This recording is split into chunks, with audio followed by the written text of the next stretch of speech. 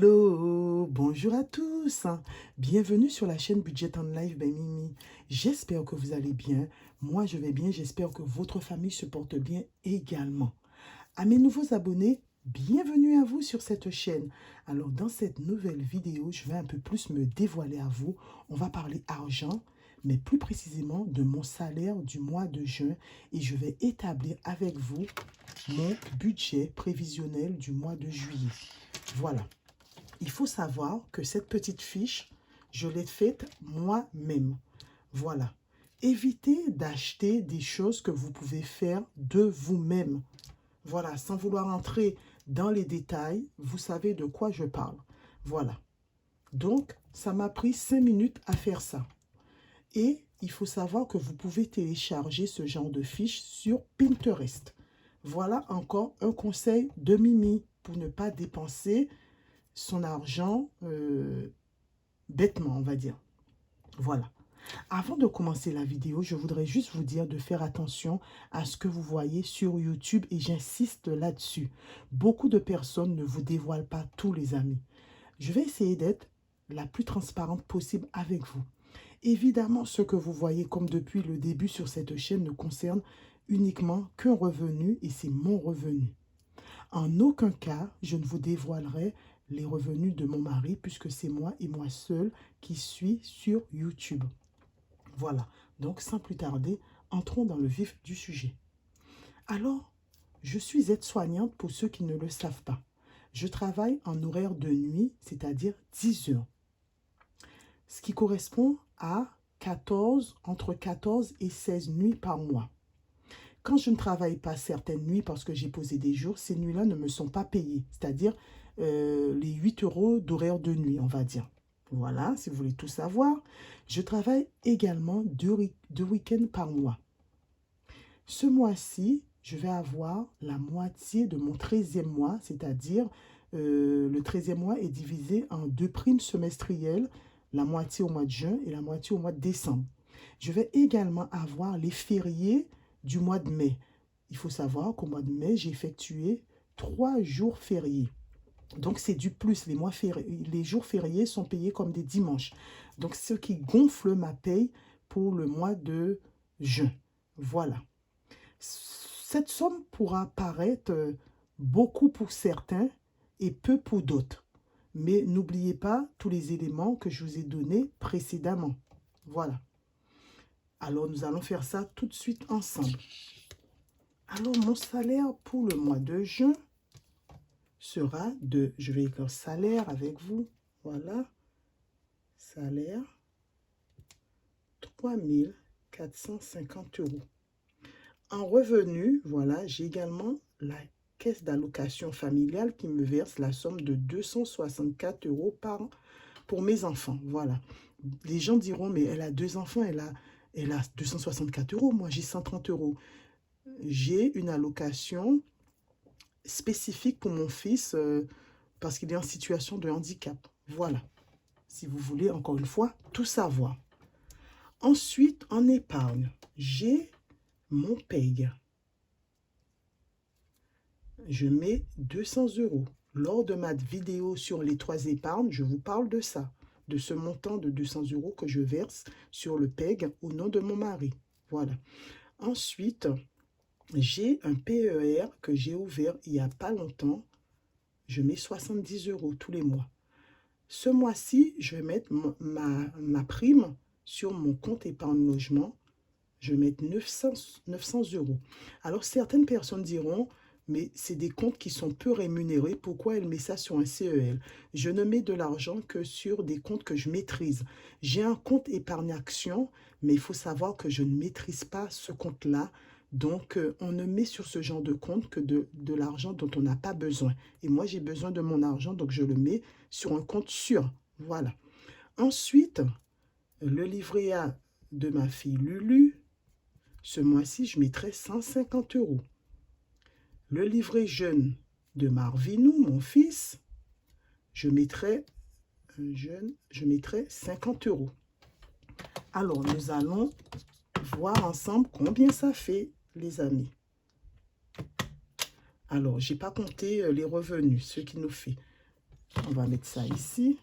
3450 plus 264 égale 3714. Ici.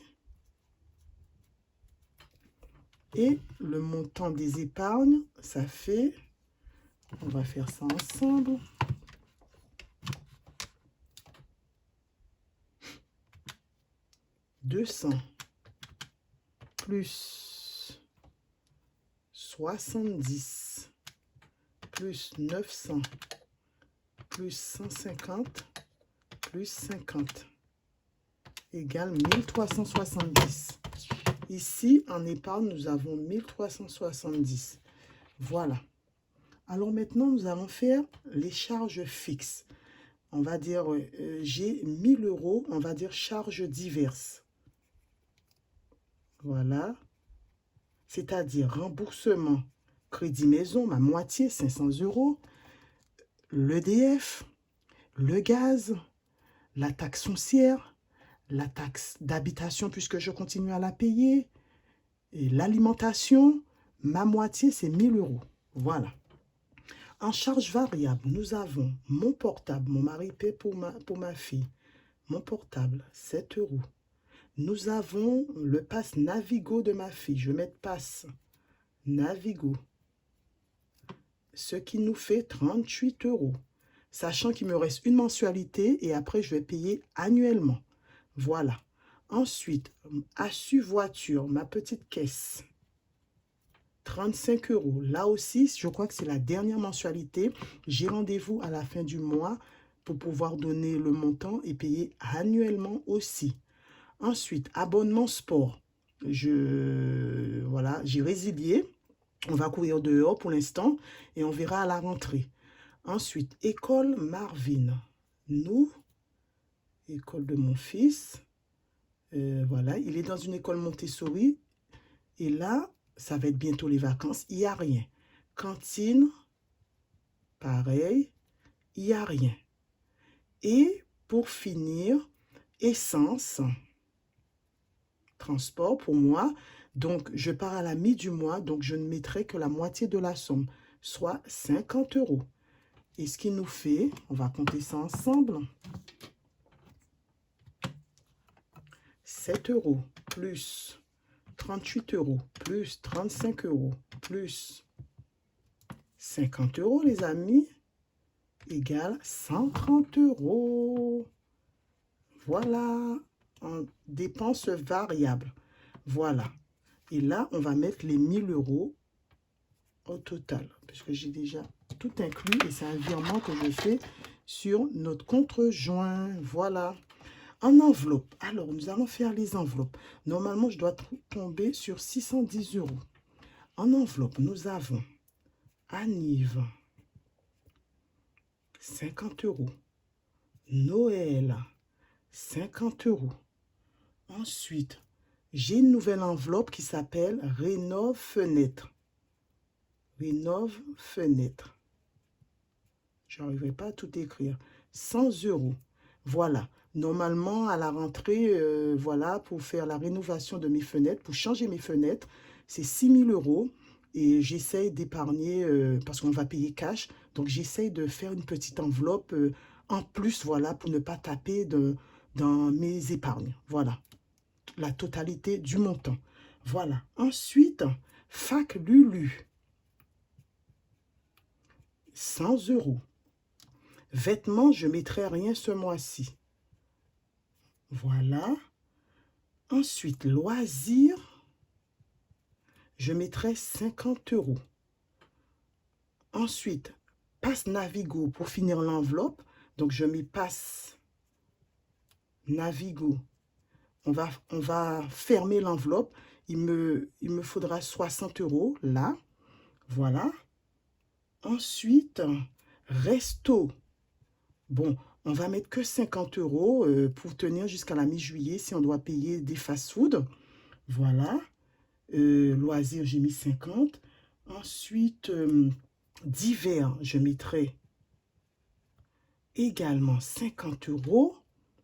Et beauté, je mettrai 100 € parce qu'on va se faire belle avant de descendre au pays.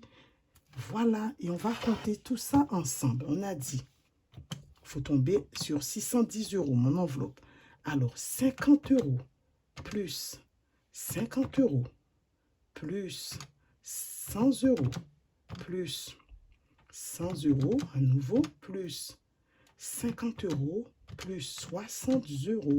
60 € plus 50 € plus 50 € plus 100 €, ce qui nous fait bien 610 €.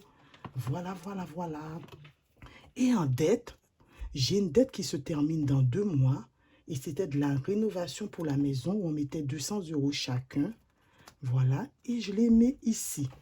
Voilà. Donc, il me manque une case, évidemment, montant général pour tout ce qui sort, on va dire. Alors, on va faire ça ensemble et on va voir combien ça me fait au total et combien qui me reste dans mon solde final. Alors les épargnes, on a dit 1370 plus 1000 en charge. Voilà. 1000 plus